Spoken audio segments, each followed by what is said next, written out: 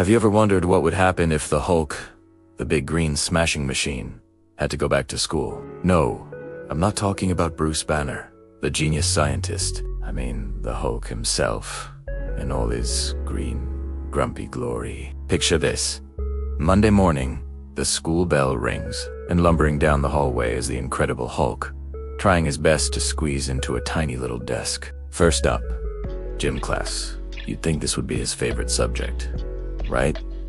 Well, not exactly. The coach shouts, "All right, class, today we're playing dodgeball." Everyone else grabs a red rubber ball, but Hulk, he just picks up the entire ball rack. When a ball comes his way, he doesn't dodge it. He just swats it like a fly, sending it through the gym wall. The game ends pretty quickly after that. Hulk, smash, dodge, and also the wall, the scoreboard, and a few lockers. Oops. Next is math class. The teacher writes a long equation on the board. "Now, can anyone solve for X?" she asks. Hulk stares at the board, his brow furrowed. The numbers just look like squiggly lines to him. He gets frustrated. "Hulk, hate tiny numbers," he roars, and with a single punch, the chalkboard shatters into a million pieces. The teacher just sighs and says, "All right, Hulk, maybe we can try counting with blocks instead." He seems to like that a lot better, especially when he gets to stack them really, really high and then knock them over. Then comes art class. This is where things get interesting. The assignment is to paint a self-portrait. While other kids are using delicate brushes and watercolors, Hulk grabs a whole bucket of green paint and just dunks his entire hand in it. He then slams his hand onto the canvas, leaving a perfect, giant green handprint. He looks at it, grunts with satisfaction, and titles it Hulk. The art teacher is amazed.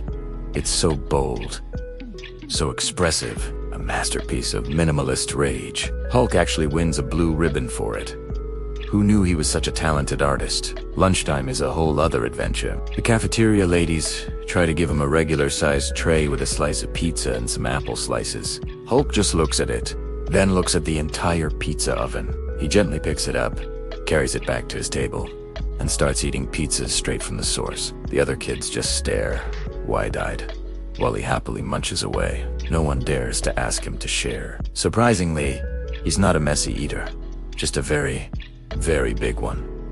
Finally, it's time for the school play. They're doing the Three Little Pigs, and guess who gets cast as the big bad wolf? Hulk stands on stage, looking a little confused by his wolf costume, which is basically just a pair of fuzzy ears that are way too small for his head. When it's his turn to say, "I'll huff, and I'll puff, and I'll blow your house down," he takes it a little too literally. He takes a deep breath, and poof, the entire cardboard set, the houses of straw, sticks, and bricks, all go flying into the audience. The play ends with a standing ovation, mostly because everyone is scared not to clap.